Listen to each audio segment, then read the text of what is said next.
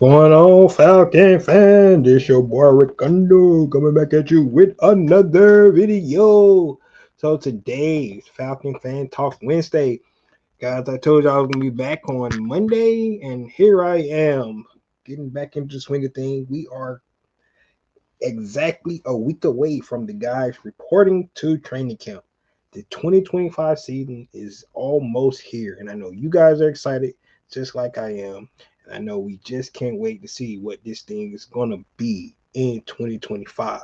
But today, guys, I just want to talk about some big concerns that the Atlanta Falcons really need to focus on this training camp to make sure that we get this thing off running. We based on the Falcons schedule, we can't afford to come out slow. We got to come out kind of hit the ground running. So it's going to be like hit or miss here. We really need to like really get on this get hit the ground running. And some of the concerns that I think that could rear its head. We just need to see, can we nip those in the bud, in doing the training camp. So I go hope you guys want to hear you guys thought. Let me know what you think about, some of the concerns I have. Do you have the same concerns, or do you are thinking everything is going to be copacetic, good to go? So guys, with that being said, if you have not already, go ahead and please subscribe to the channel. Please hit that notification bell so you know I drop another video. Please hit the like buttons. I know you guys like here to talk about. Then please share my video throughout the YouTube universe so more people can come here and talk about. That's right, these Atlanta Falcons. So guys, the first thing I'm gonna talk about today, and it's not really concerned, but I think it's what everybody talks about. To start camp, because you got to get to the 53 plus the 16, right? They bring 90 people to camp. 90 guys come to camp, right? And so we know for a fact they got what's going on with T. Terry. We know for a fact they has to cut down these rosters. So when you talk about camp battles, right? And what's interesting this year about the Atlanta Falcon camp battle is the depth, right? It's a lot of depth on this roster. And they can only keep 53 guys, but when you break down the depth, especially looking at this roster, you like, wow, man. You just look at how many nose tackle, how many defensive linemen they have on the roster. And I'm just going to call out a couple of these names so you kind of can get an idea of what I'm talking about. So they got David Amiyata, Kentavious Street, Lakel London, Rook Roro, Morgan Fox, Simeon Barrow, Zach Harrison, Taquan Graham, and Brandon Dorless, right? Guys, that's 9 defensive linemen. Now, interesting last year, guess what? They kept 8 or 9 guys. I might be off 1 or 2, but about 1. I think they kept 9, maybe 8 guys though in the defensive line. So that's going to be huge, right? We're going to see. It'll be interesting to see, how from a defensive standpoint, how Jeff Ulbrich is looking at where he want to keep, if he want to keep these many defensive linemen, right? We know they're playing this different type defense and things like that, but this is from the defensive lineman standpoint, right? You go to the linebackers or the outside linebackers per se, and you look at the outside linebackers, and then you look at that list, and it's 7 of those guys. So it's you start to think about the numbers, right? You start thinking about when I say camp battles, or you look at the depth chart, right? So for our outside linebackers, you got Jalen Walker, Armor Ebiketie, Braylon Trice, Khalil Kareem, James Pierce Jr., Leonard Floyd, and D'Angelo Malone, right? That's 7 guys, right? So you add that 9 right there from the defensive line plus the 7, you're already 16 guys, and that's just the front line. That's not even the inside linebackers, right? So that's 16 guys right there. Like, that's a lot of bodies when you start to think about the depth chart. So when you're talking about camp battles, I think the camp battle is going to get interesting from the standpoint of who's going to make the 53-man roster, not per se who's starting and things like that, because that's always going to figure itself out. But being able to make the team, I think it's going to be interesting. And what I like about it is it's so much depth. You should get a lot of good, practices out of these Atlanta Falcons. The so-called iron sharpening iron kind of theme here. So that's what I like about it. You look at the inside linebackers. You got 8 inside linebackers, guys. So between the defensive linemen, the outside linebackers, and the inside linebackers, we talk about 24 guys, right? And we haven't even got to the secondary yet. Um, so they're gonna have to trim these numbers down, of course. But you look at inside linebackers, got um, Kadeem Ellis, Caden Ellis. You got J.D. Bertrand, Caleb Johnson, Malik Vernon. I thought he was coming in as safety, but it looked like they got him as a linebacker. Divine Diablo, Troy Anderson, Josh Woods, and Nick Kubitz. Right. So that's your inside linebackers. You talking about between the defensive line, outside linebackers, and inside linebackers, 24 guys. 24 guys. That's the depth, right? When you're looking at it. So when we talk about the Atlanta Falcons address the defensive side of the ball this year, this offseason, it's without a doubt one of the most accurate things you can say. They definitely address the defensive side of the ball, right? But it doesn't stop there. I mean, because when you look at the depth, right, we got to go to the secondary because that's going to be the guys that's going to be able to stop some of these prolific receivers in the NFL. We start having all those big days, especially in week 1. We got freaking, future Hall of over there. They got a pretty good receiver core with the Tampa Bay Buccaneers. So it's gonna be something serious, playing that first game of the season. But you got AJ Terrell, Clark Phillips, Keith Taylor, Dante Manning, Mike Hughes, Mike Ford, Natron Brooks, and Lamar Jackson. Guess what? You still got D. Alford, Billy Bowman, and Kobe Bryant. Guys, we're talking about from a cornerback position, we're talking about 11 guys. Just that's how deep the Atlanta Falcons cornerback room is, 11 guys. 8 defensive linemen. You got 9 defensive linemen. You got 7 outside linebackers, right? You got 8 inside linebackers. And then you got 11 cornerbacks. Wow. Wow. Wow. We're talking about just looking at the depth on this line. And then you go to the go to your safeties, right? Because we want to talk about safeties. Right? How many safeties do the Atlanta Falcons have on the depth chart? They got 6 safeties on the depth chart. And that's Jesse Bates, Xavier Watts, Kevin King, Jordan Fuller, DeMarco Helms, and Josh Thompson. Those are safety guys. So when you're talking about just the defensive bodies that we have on the Atlanta Falcon, they got about almost 40 guys of that 90-man defensive guys. And it's real deep, right?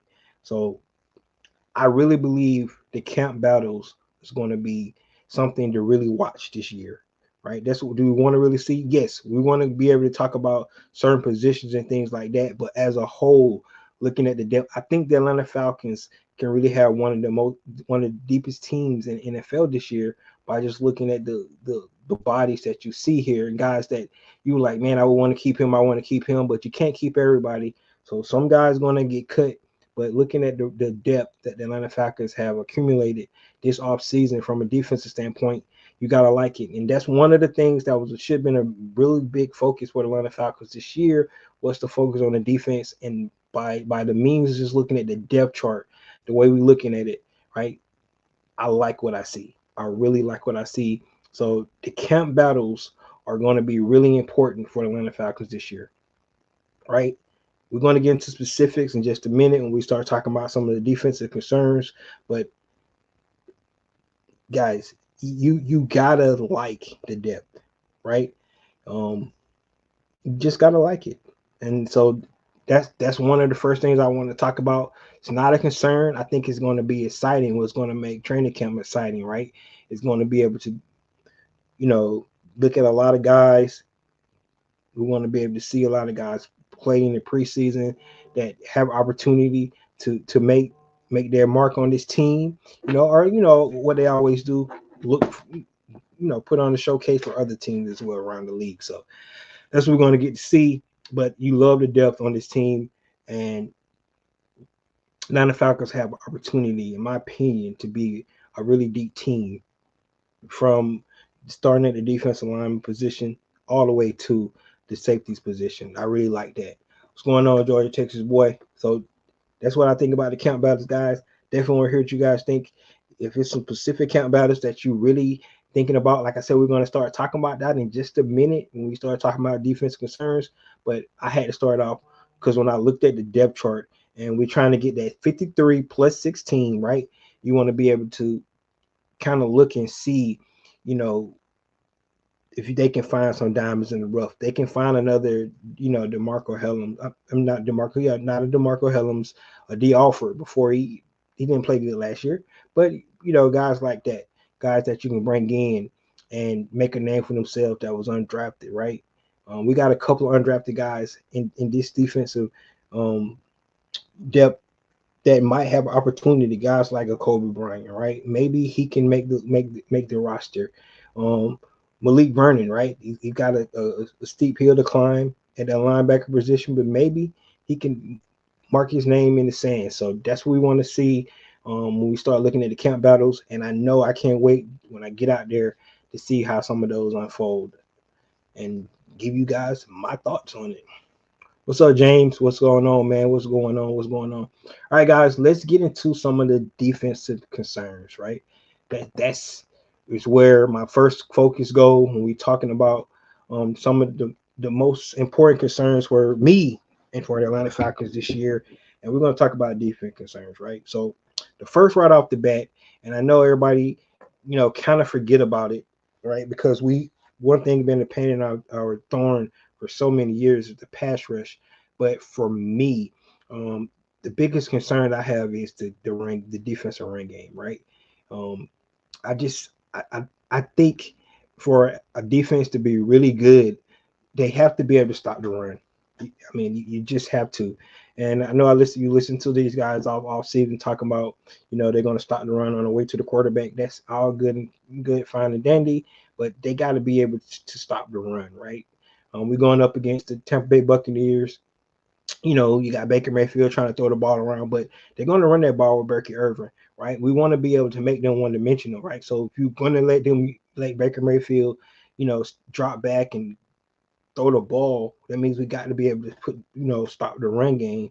And I think that's going to be important. One of my biggest concerns because we don't have a lot of big bodies, in that defensive line. We got some talent there. We got guys that really needs to step up, especially a lot of younger guys. But the most wily veteran we got, on this roster is David Amenyada. Of course, you got Morgan Fox and Kentavious Street as well. But for the most part, you got a lot of young guys that's going to play big roles this year, and we're gonna have to depend on those guys. But so the run game for me on the defensive side of the ball, in my opinion, is one of the probably my number one concern. We start talking about the defensive side of the ball because you can stop the run, then it'll allow the Atlanta Falcons to do what my next concern is to get after the passer and the pass rush. Right now, we know the Atlanta Falcons invested a lot in the pass rush this offseason, especially in the draft. They when they got Leonard Floyd, then they drafted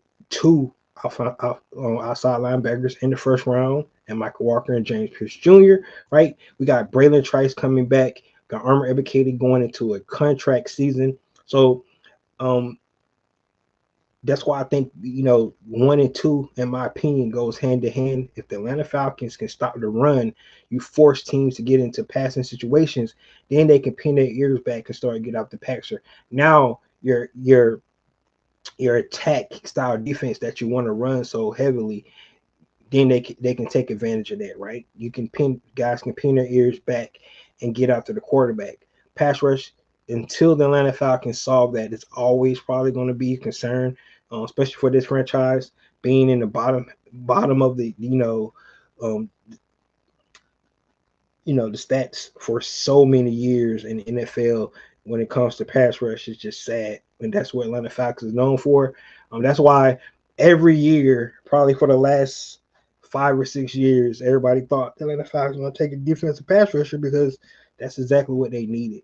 And this the first time in all these years Atlanta Falcons finally went defense, And like I said, they doubled down this time. So they're addressed the issues, but now, it comes to production on the field, to make out of those guys to make the front office look right this time, right? 2 years in a row, the Atlanta Falcons have been aggressive and going after a need that they had on this team. Last year it was the quarterbacks. This year it was the outside linebackers and going after the pass rush. So 100%. My second concern for the defensive side of the ball will be pass rush, but um, the run game go hand in hand. If you can stop the run, you force teams to pass, then you can get after the quarterback. If you get stuck in third and shorts and things like that, you let the offense dictate the terms on how to move the ball down the field, and you can never get into a rhythm, get your pass rush off, and that's not what we want to see from Atlanta Falcons. So stop the run and be able to get after the passer in the passing game. All right, the next concern I have is that nickel spot. Right, we talked about it. I just talked about all the depth that the Atlanta Falcons, got in the cornerback. They got 11 cornerbacks. It's somehow, some way, they got to find one of those guys to play nickel and be dominant at it. Coming out the gate, will probably be the offer just to start, right? But I believe guys like Billy Bowman Jr., and then on this, what I was looking at, actually even had Kobe Bryant coming in playing a little nickel cornerback. It'd be interesting to see where they line him up at. Look like he's more of an outside cornerback though, but we'll just have to see, right? But if he can come in and show that he has potential to play, more than one position, inside and outside, they give him more opportunities to make this roster, right? And be one of those cornerbacks that make that 53-man roster. So, but that's going to be the biggest key, guys. A lot of offenses now, have three wide outs out there. You need to have a nickelback whose essence pretty much is a starter in the NFL, because a lot of teams, run that three wide offense. So you got to be able to put a nickel out there. Now, one thing about the Atlanta Falcons, because they have,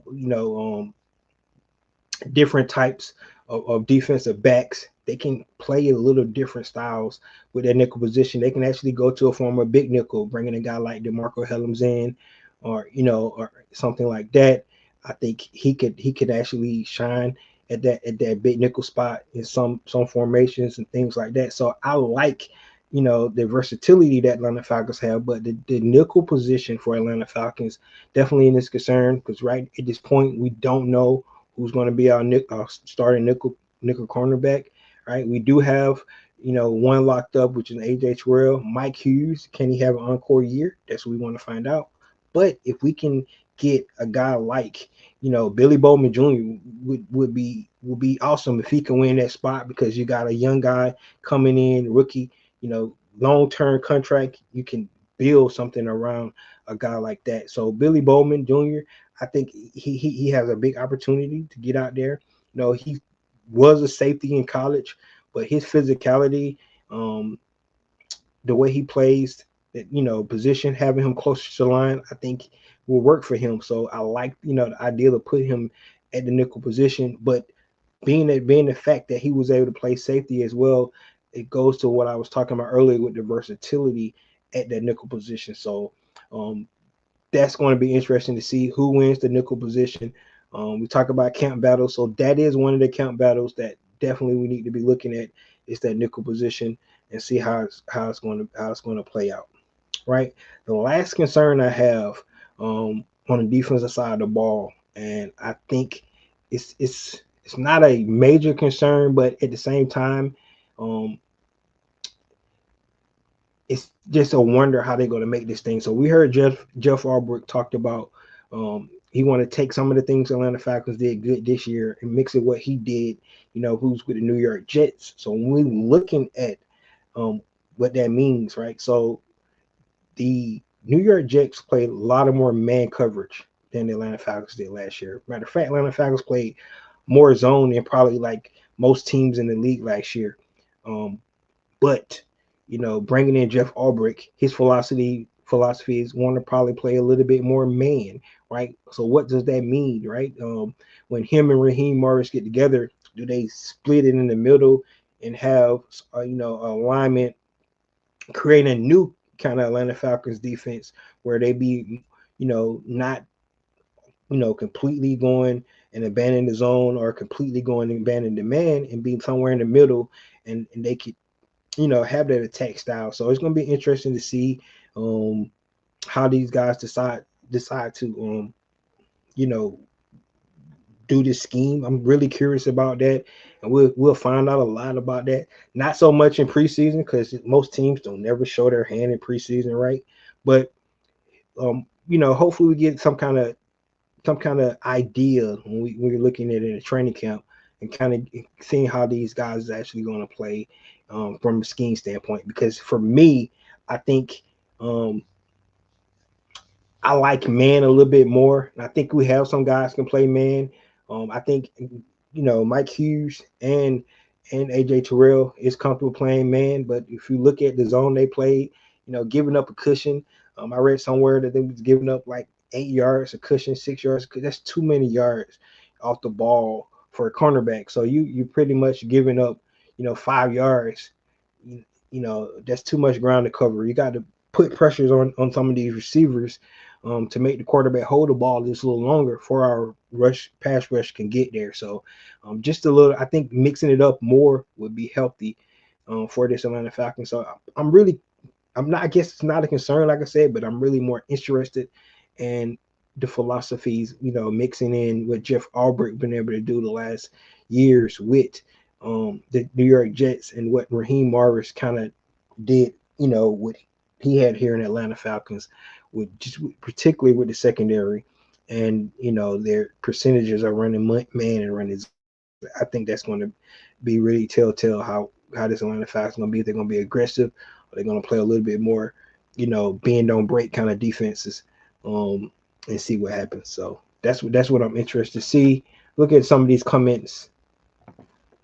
James said all around the defensive talent is better than years back. Yes, and that's what I mean when I talk about the depth, man. It's exciting to see because we're gonna lose some guys that we wish could be on this roster, but because of the 53 plus 16, you're not gonna be able to do that.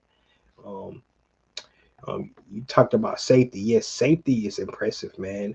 You bring in a veteran like Jordan Fuller, who can fill in, but then you bring in Xavier Watts, who's you know patterned his game after a guy like Jesse Bates the third, which is great. Um, you know, two of the guys we brought in the secondary led the leagues and led the NCAA in interceptions. You just can't make that up. That means they're ball hawks. That means they go after the ball. I mean, they get the ball because between those two guys, that's over 20 freaking turnovers, man. That's amazing, in college. So we like that. And from a safety standpoint, you like the physicality. I like the versatility. I'm really excited about DeMarco Hellams. I know he's kind of forgotten man, but he was coming in his own. That's why Richard Grant was, became expendable, right? Because what DeMarco Hellams started to show us, the later half of 2023 season, coming in 2024, most people thought he was going to win that starting job before he went down. That's how Justin Simmons got here. So this safety position, I agree with you 100%, is going to be something special to look at. Joy Texas said D. Alford better come into training camp ready to play, or Billy Bowman come for that job. 100%, dog. It's when you got 11 cornerbacks, let's put it in perspective, guys. They probably keep 5 or 6 cornerbacks, right? We don't know the split of that, but either 5 or 6. So that means 6 or 5 guys are not going to make this roster, right? So I'm going to be on the practice squad. I get it, but that's a lot of bodies. So let's just say it's 3 jobs probably already guaranteed, right? And some just by draft status or whatever. Like Billy Bowman is going to make the team. AJ Terrell, Mike Hughes, probably Clark Phillips the third, right? So right there, that's 4 guys. So it's 1 or 2 spots left for cornerback. So it's going to be interesting to see how this thing pan out. See if Kobe Bryant can make a name for himself. He was really, really productive in college at the University of Kansas, right? Um, little light things like that, but That's what it's all about, man. You got to go out and get the opportunity to prove yourself. So it's gonna be interesting. But you're 100% right. Billy Bowman gonna come for that job, man. The offer got to stand up, right? That's what you got to do. That's right. That's right. That's right. All right, guys. Let's get into the offensive concerns, right? And I can't say this. I'm gonna start off by saying this before anybody want to come at me, right? I love what offense did last year, especially towards the end of the season. Um, it's a tell of three halves for me when you talk about our offense, right? The first half with Kirk Cousins was just ball straight out, right? And then the second half when he just shit the bed, and then the third half when Michael Penix came in, right? So I look at it like that. Um, and so you see the potential of what this offense can be with a Kirk Cousins, with limited Kirk Cousins, lack of mobility and things like that. Some might say lack of arm strength and things like that, right? You see the potential that this offense can be when Atlanta Falcons go 6-3, right? Then you can see what happens when you don't have a quarterback that plays well, turn the ball over, can't put points on the board, and we get that stretch of that 4-game stretch when we have 4-game losing streak, right? And let all the teams in NFC South, particularly the Tampa Bay Buccaneers, get back in the hunt. So that's what I'm talking about. We cannot have that this year. So my first concern, and just putting it out there, is the lack of inexperience for Michael Penix Jr., right? I do believe he's going to be a really good quarterback, but at the same time, he only had 3 starts. Um, I do not believe he's going to be overwhelmed about the start of the season. I think my biggest concern is the fact that Raheem Morris don't like to play his guys in preseason. So when you think about it, is I don't want his first live action, because I know they're gonna have joint practices already been announced. But your first live action, you don't want that to be your first game of the season. I believe he needs to play a couple of quarters in the training camp. So I mean into preseason. So hopefully we get to see that. Um, I know Raheem philosophy don't want to get anybody hurt. I get it. I understand. But at the same time, you got a young quarterback who only had 3 starts. I think he need to get some reps, some live reps. That offense need to get some live reps. You know, the defense as well, but that's my concern. So the quarterback inexperience for just because of the just only 3 games. Do I believe Michael Penix is gonna have a really good year? I do. But at the same time, you just got to just be honest and put it out there and like, man, he only had 3 starts, right? And I'm not comparing the two, but the same thing with Desmond. He only had 3 starts, and we saw how they turned out, right? So we want to be able, and we believe that he was going to be better, right? We all believe that. You can go back and look at the timeline, because I know people have like they get amnesia. Like, I never liked that dude. That's not what most people are saying. They kind of believe Desmond Ritter was going to do something. So much for the fact that we was giving the Atlanta Falcons the benefit of the doubt for not trying to go after Lamar Jackson, right? Um, because the Baltimore Ravens let him be a free agent, sure. But at the same time, we all had some kind of way of feeling about what we thought Desmond Ritter was going to be able to do, and we was all fooled, right? Not saying that's going to happen with Michael Penix Jr., but at the same time, he only had 3 starts, so you got to see it, man. You got to go out there and put it out there on the field, and that's what we want to see from Michael Penix Jr. My next concern is the center position. It goes without saying that's the only position on the offensive line that's got a new starter.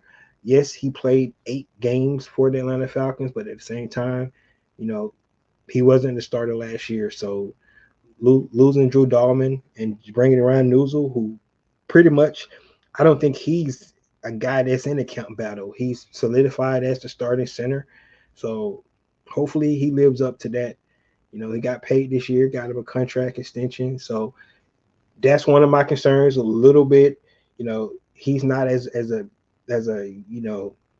run blocker as Drew Dahlman was, right? Pass blocker, maybe be kind of neutral. But so we're going to see how this pans out, because we need to be able to run the ball. That's one of my concerns. Just see how Drew Dahlman's settle in as being the Atlanta Falcon. Um, only starter, day one starter, and come out hit the ground running. So that's definitely one of my concerns on the offense side of the ball is that center position. My next concern is the play calling, and what I mean by that is the run pass distribution, and then the play action pass. Right. I think all that's got to tie in. I think they got to use Michael Penix Jr. Skill set um, to all its abilities. I don't really want to see Michael Penix get out and run the ball because of his injuries that he could sustain in college. But he is athletic, so you got to be able to capitalize on the athleticism that you got. We know he can move the pocket. We've seen him.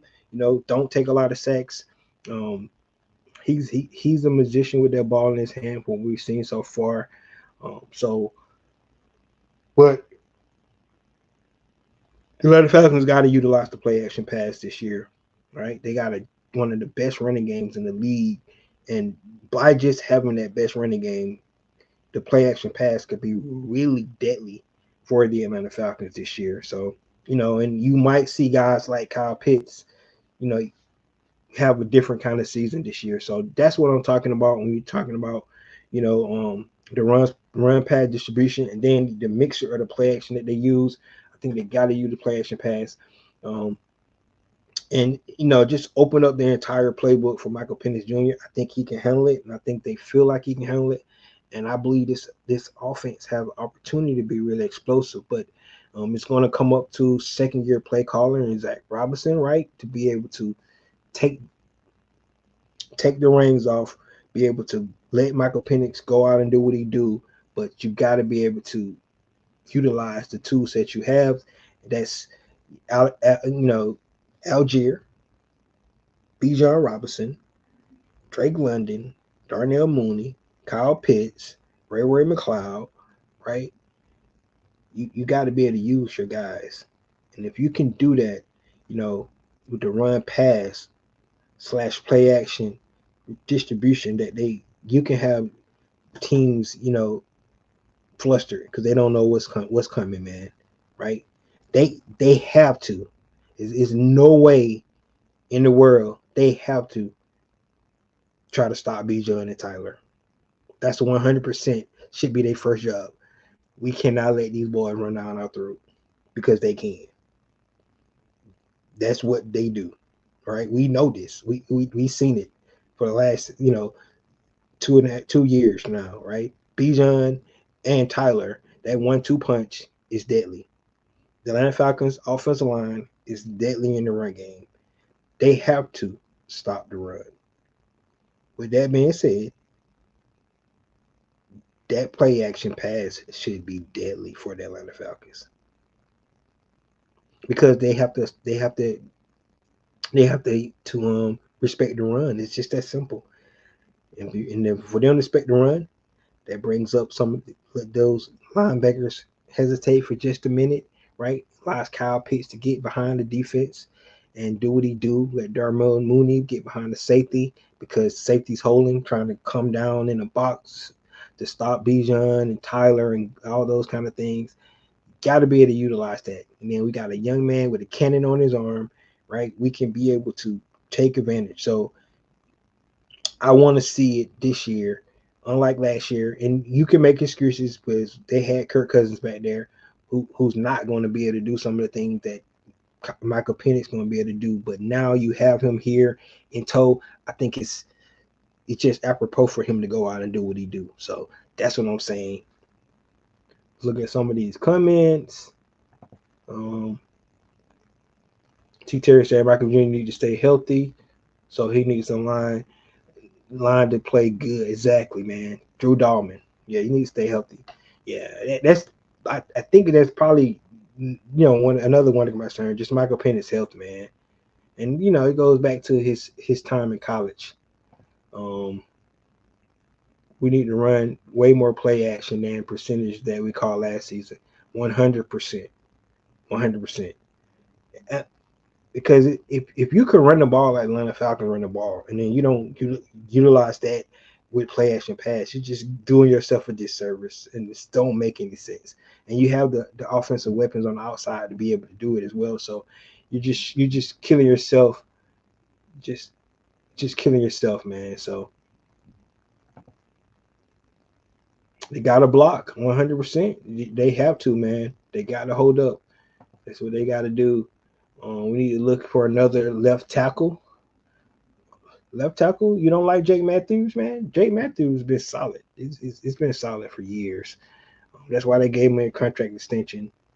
Um, so yeah, he's not an all pro or anything like that, but he's Mr. Consistency, right? He's probably the Iron Man of the NFL right now. I think he missed one game in like 11 years. That's just ridiculous.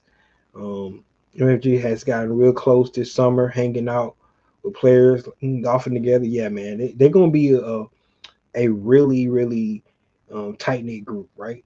He talked about it. You watched that Michael Vick interview that he did, getting to know his guys, right?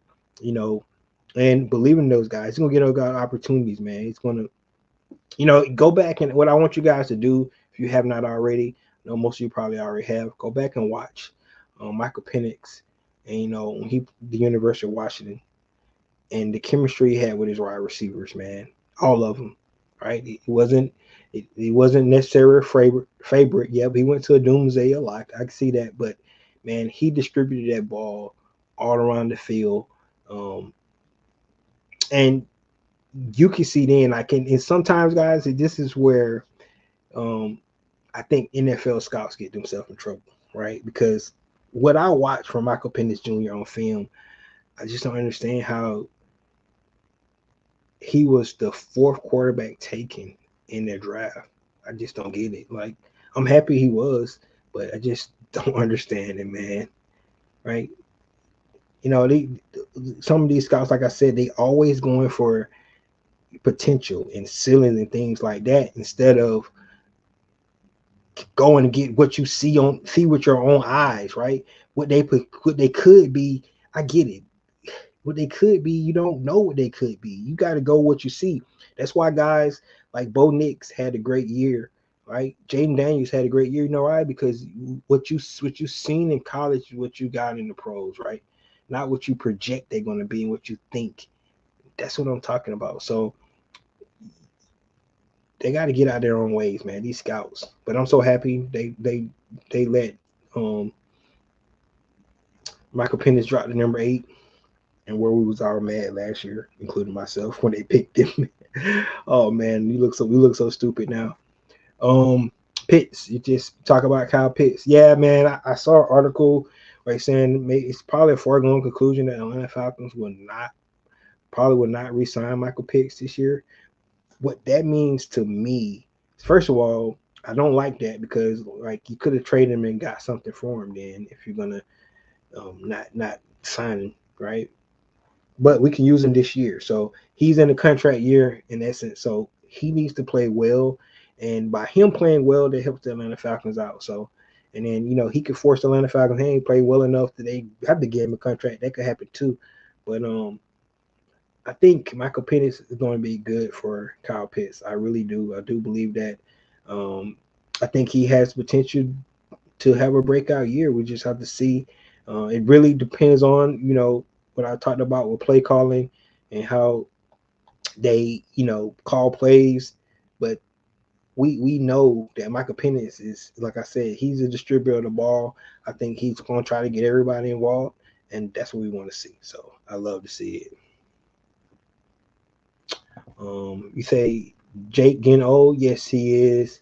But man, those guys play a long time. You go look at his bloodline, man. Clay Matthews, that guy played forever, right? I mean, so I agree with you. He getting old, but he's still steady, man.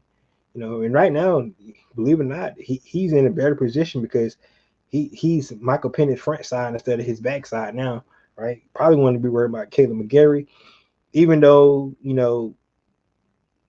because we don't play a lot on the center, I guess that might not be such a big issue as it used to be, dropping back and then having your blind side blowed up. But you're already back in the shotgun. or in the pistol and things. You can see everything from the field.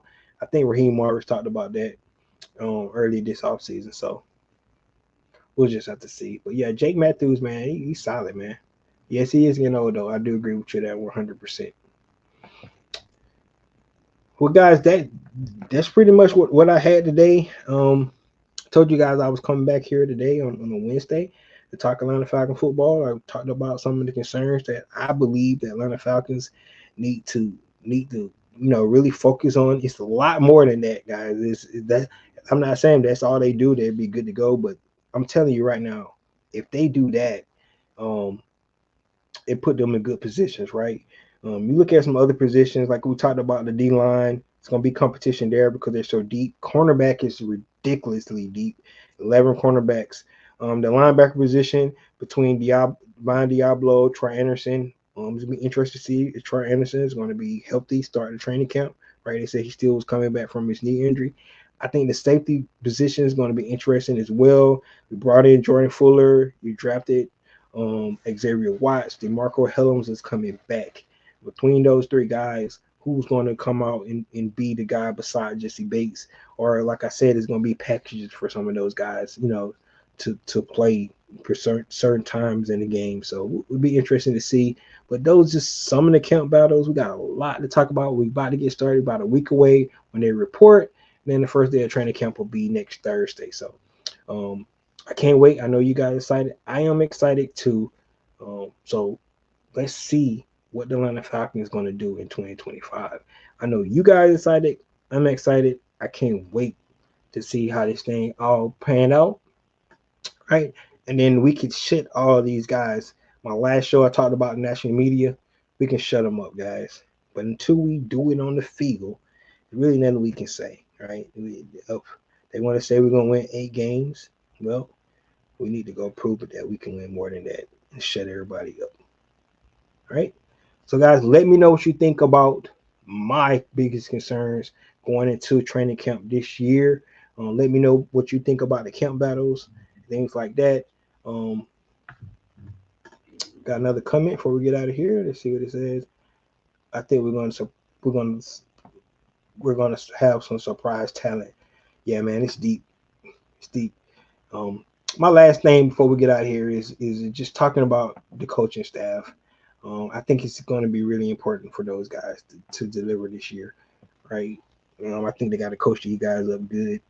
A lot of people overlook coaching, but coaching is important, man. You got to have a good coach. You got to have your game plans that you put in on a weekly basis. It's got to be good, man, because you can get that coached.